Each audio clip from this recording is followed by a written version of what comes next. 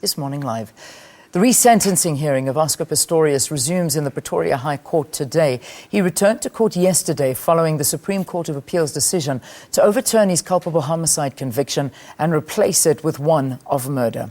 The defence's first witness, psychologist Jonathan Scholtz, testified that Pistorius was a rehabilitated man and not a danger to society. Let's cross to Chriselda Lewis. She, of course, has been following this case from day one. She's in Pretoria. Chriselda, a very good morning to you. Yesterday, emotions running high. We saw Oscar break down quite a couple of times, and we saw quite a number of revelations coming out. Talk to us about proceedings.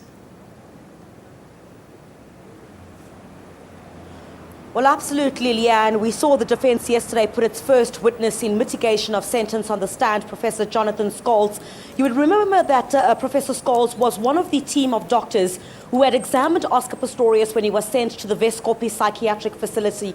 You'd recall during the trial he had been sent there for a mental evaluation, and essentially Professor Scholtz was one of the people that examined Oscar Pistorius. And he told this court yesterday, he described Oscar Pistorius as a broken man and said that Oscar Pistorius suffers acute depression, post-traumatic stress, as well as anxiety, and also pointed out to the court that since the shot and killed Reeva Steenkamp, his condition has worsened, and went to the extent as saying if he was his doctor, he would recommend that Oscar Pistorius should not be sent back to jail, but instead should be hospitalized. That's how acute his condition is. And as you said in your intro, he basically painted Oscar Pistorius as a rehabilitated man, pointing out to aspects that even though Oscar Pistorius had been an avid gun collector over the past couple of years, Oscar Pistorius has now sold all of his guns, and he told him in one of the consultations that he does not ever want to hold a gun again. So he really painted a picture of a rehabilitated man, and that's exactly what the defense would want to do in this matter,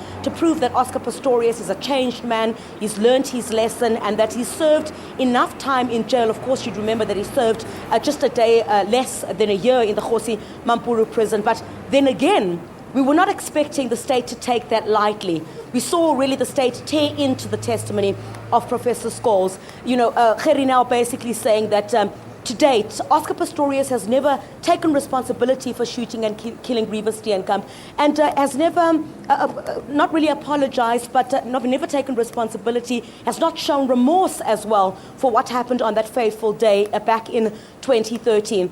One of the other pertinent questions that he raised was that Professor Scholtz had also testified that Oscar Pistorius had been through several traumatic incidents when he was incarcerated, mentioning an incident where Oscar Pistorius had been assaulted, and another graphic one where Oscar Pistorius is believed to have witnessed one of the inmates who was raped, and subsequently this inmate had hung themselves. So, you know, Gerrie now really questioned why the professor, or why these details were not contained in the prison report. If there'd been such incidents that had taken place while Oscar Pistorius was incarcerated, that certainly would be put down in the books of the prison to indicate the incidents that may have taken place. He accused the professor of being biased towards the athlete, and saying also that, you know, many of the incidents that he testified do not appear in the prison report. So really tearing up their testimony and saying that, you know, this is nothing but an excuse to try and get Oscar Pistorius off this by insinuating